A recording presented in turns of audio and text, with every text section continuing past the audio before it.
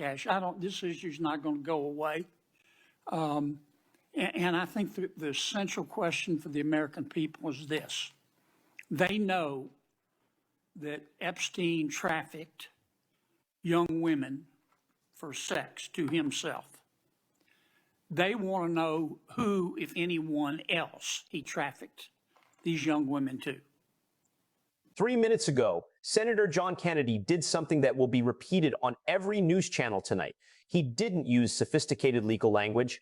He didn't beat around the bush. He looked directly at Kash Patel and asked the question that everyone in America has been thinking, but no one in power has dared to ask. Did someone order you to hide the Epstein files? Watch this video to the end, because Patel's reaction, that split second before his lawyer leaned in to whisper something to him, says it all. And if you're new here, subscribe right now and hit the bell, because what I'm about to show you is just the beginning of something much bigger. The afternoon session of the Senate Judiciary Committee hearing room, the kind of Washington theater that usually bores people to tears. Budget discussions, personnel reviews, procedural matters that mean absolutely nothing to anyone outside the Washington metro area. Senator John Kennedy of Louisiana sits almost at the end of the table. For those who don't know Kennedy, he's not your typical senator. Yale Law School, Oxford University. He speaks with such a thick Southern accent that you'd think he never left the swamp. But don't let that fool you. The man is as sharp as a scalpel and twice as dangerous when he wants to be. He waded through 90 minutes of bureaucratic nonsense. Patel handled the other senators with ease.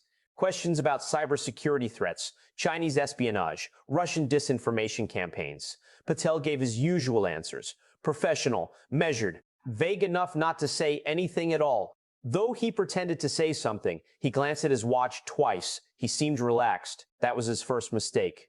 Kennedy's turn came at 3:47 p.m. Eastern Time. I know because I checked the time 3 times after seeing what happened next. Director Patel Kennedy began in a slow, measured voice, like molasses poured over broken glass.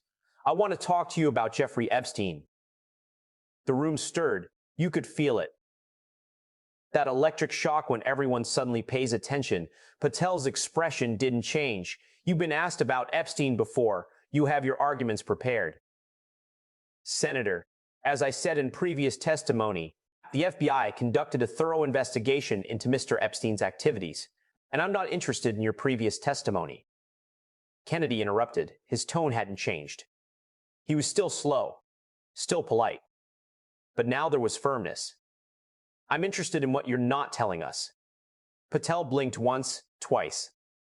Kennedy opened a blue-covered folder, about 40 pages long. He didn't look at it, just placed his hand on top as if making a promise. Director Patel, how many documents related to Jeffrey Epstein does the FBI currently have? It's a difficult number to quantify. Senator, the investigation generated a substantial amount. I didn't ask for an essay. I asked for a number. Approximately how many documents? Patel looked at his lawyers, both in dark suits, both looking like they wanted to be anywhere else. Without checking our internal database, I couldn't provide a precise number. Senator, you're the director of the Federal Bureau of Investigation, FBI. You're telling me you don't know approximately how many Epstein files you have in your possession? I'm saying this without the proper context. Kennedy leaned forward. Let me give you some context then. According to a Freedom of Information Act request that my office filed 6 months ago, the FBI is currently withholding approximately 2,300 documents related to the Epstein investigation. Does that number sound right to you? He waited 5 seconds. 10. Patel finally nodded. That number is within the general range of Senator Kennedy's voice, interrupted again. Of those 2,300 documents, how many have been made public? A limited number have been made public following proper redaction procedures to protect them. I didn't ask about the procedures, I asked how many. Patel's jaw tightened. Approximately 90 documents have been made public in redacted form. 90. Kennedy let that number hang in the air out of the 2,300. That's about 4%. Director Patel, 4%. What's in the other 96% that the American people aren't allowed to see? Those documents contain sensitive information related to ongoing investigations, national security concerns, and the privacy interests of people who haven't been. I'm going to stop you right there. Kennedy raised his hand. It wasn't aggressive, just a gentle gesture as if he were directing traffic. Jeffrey Epstein is dead. Giza Maxwell is in prison. The investigation is closed. So what ongoing investigation are you protecting? Patel shifted in his seat. It was the first time he'd moved in 20 minutes. There are secondary matters still under review. Secondary matters. Kennedy smiled. It wasn't a friendly smile, the kind of smile a cat gives a mouse. Director Patel, I'm just a country lawyer. I studied law at LSU in Louisiana for years before I got into this mess called politics. So, help me understand something. If the main investigation is shut down, and the main subjects are either dead or incarcerated, what exactly are these secondary matters? And more importantly, who are you protecting? Senator, I can't discuss the details of ongoing FBI operations in an open setting. Kennedy nodded slowly, as if he'd been expecting that answer, as if he'd been waiting for it. Okay, let me ask you a different question then. Since you took over as FBI director, how many documents related to Epstein have been reclassified from public to restricted? I'm not aware of any systematic reclassification. You don't know. Kennedy pulled a document from his folder. This is an internal FBI memo dated February 8th of this year, 2 months after I took office. It's marked for official use only, but my office obtained it through proper channels. He held it up. Do you want me to read what it says? Patel's lawyers moved closer. One whispered something. Patel shook his head slightly. Senator, without reviewing the specific document, you're implying that Kennedy was already reading it. I quote, following review at the director level, the following materials previously cleared for possible lobby release have been reclassified as law enforcement sensitive and removed from the release list. End quote. He looked up. Director Patel, this memo lists 47 documents that were about to be made public until you took over as director. Documents that are now buried again. Why were those redistribution decisions based on updated risk assessments and in consultation with updated risk assessments? Kennedy put down the memo. Director Patel, these documents had already been reviewed multiple times by career FBI agents, Justice Department lawyers, and classification specialists. They've been cleared for release. Then you came along, and suddenly they're too dangerous for Americans to see. What changed? The methodology for assessing potential harm evolved, according to the senator. I'm going to ask you a direct question, and I would appreciate a direct answer. Kennedy's voice was lower now, more dangerous that way. Did anyone outside the FBI ask you to reclassify the number of those documents? Did anyone from the White House contact you about the Epstein files? Standard interagency coordination occurs on various matters. Did anyone from Donald Trump's legal team contact you about those files? I don't recall any Senator Kennedy specifically. The FBI director doesn't take orders from you. He didn't answer my question. Kennedy wouldn't let him change the subject. It's a simple yes or no. Did anyone associated with Donald Trump ask you to restrict access to the Epstein files? Patel's face went through several expressions in about 3 seconds. Confusion, anger, calculation, then back to that professional mask. My decisions regarding the classification of documents are based solely on my assessment of national security and law enforcement interests, not on any outside pressure from any person or organization. That's not what I asked. The room fell silent. Now, all the reporters, all the staff, all the senators on the committee, all frozen. This wasn't a normal hearing procedure. This was something else. Let me try again. Kenny said his tone was almost gentle now, like a professor helping a struggling student. In the 6 months since you took over as FBI director, have you had any communication, direct or indirect, with anyone connected to Donald Trump regarding the handling, classification, or release of documents related to Jeffrey Epstein? I communicate with many people in the course of my duties. That's still not a yes or no answer, Director Patel. It's a very simple question. Yes or no? Have you communicated with anyone connected to Trump about the Epstein files? Patel looked back at his lawyers. They both looked like they wanted to hide. Senator, I would need to review my communications records to provide a complete account. You need to review your records to recall whether you spoke with anyone about Jeffrey Epstein. Kennedy raised his eyebrows. Director Patel, I can recall every conversation I had about Epstein over the past year. There weren't that many. It's not exactly casual office talk. You're telling me you can't recall whether you discussed these files with people in the Trump administration? I'm saying that in the normal course of interagency coordination, Kennedy stood up, in fact. He stood up from his chair. I've never seen him do that in a hearing before. Director Patel, I've been patient. I've been polite.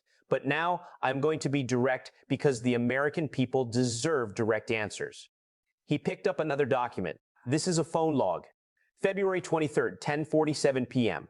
A call was made from your personal cell phone to a number registered to a law firm in New York City, Gasawitz Benson Torres. Do you know who that firm represents? Patel's face had gone completely white. I spoke with many lawyers during the process with Director Patel.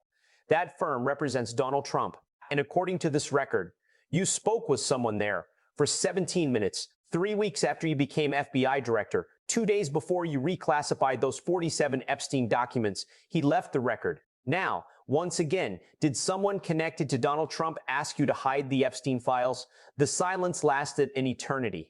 Or maybe it was only 15 seconds. It's hard to tell when you were watching a man's defense crumble in real time. Senator, that call was about a completely different matter related to, I'm going to arrest him again. Kennedy sat back down slowly, as if he had all the time in the world. Director Patel, I'm from Louisiana. We have a saying there, if it looks like a duck, walks like a duck, and quacks like a duck, it probably isn't a chicken. He leaned forward. You reclassified documents that were about to expose powerful people. You did that right after you spoke with Trump's lawyers, and now he's sitting here telling me it's all a coincidence. Does it seem like I was born yesterday? Patel tried again. Senator, it bothers me that you're implying I would compromise my integrity or the FBI's to protect anyone. I didn't imply anything. Kennedy said quietly, I laid out the facts. You spoke with Trump's lawyers. Documents were withheld. Those are facts. The American people can draw their own conclusions. You gathered your papers. I have one last question, Director Patel, and I want you to think very carefully before you answer, because you're under oath. Are there any documents in the Epstein files that directly implicate Donald Trump in criminal activity? Senator, I can't comment on the contents of classified materials in an open setting. I didn't ask you to tell me what they contain. I asked if they exist. Yes or no. Are there any documents in those files that implicate Trump? Patel's hands were now flat on the table, pressed down hard. Senator, the Epstein investigation involved many people, and I'm not asking about many people. I'm asking about a document from Donald Trump. Yes or no? The FBI doesn't determine involvement or guilt based solely on documentary evidence. Without it, there's no answer. Yes or no? Director Patel, do the documents exist? Senator Kennedy, I respectfully decline to answer that question in this context. Kennedy nodded as if he'd gotten exactly what he wanted. He looked directly into the camera, not at Patel. Ladies and gentlemen watching from home, the FBI director simply refused to deny that evidence exists linking Donald Trump to Jeffrey Epstein's criminal activities. He could have said no. He could have denied it. I don't recall that the hearing technically continued after that. Other senators asked other questions. Something about counterterrorism, something about budget allocations. None of it mattered. The video was already going viral. Kennedy versus Patel, the question that would go unanswered. The phone call that shouldn't have happened. The documents the United States isn't allowed to see. Within an hour, every news network had the recording, and the Washington Post was writing analysis pieces. Legal experts debated whether Patel had just admitted to obstruction.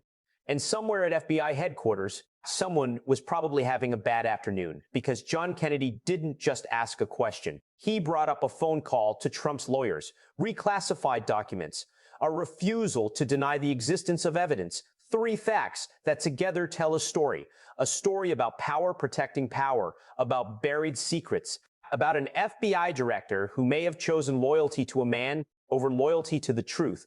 3 minutes. That's how long it took John Kennedy to dismantle Kash Patel's carefully constructed defenses. 3 minutes to connect the dots between Trump's lawyers and the buried documents. 3 minutes to force the question no one else would ask. Did someone order you to protect Donald Trump? Patel never answered. But his silence, his denial, his visible discomfort, those answers for him, the Epstein files remain buried. The documents remain classified. The truth remains hidden.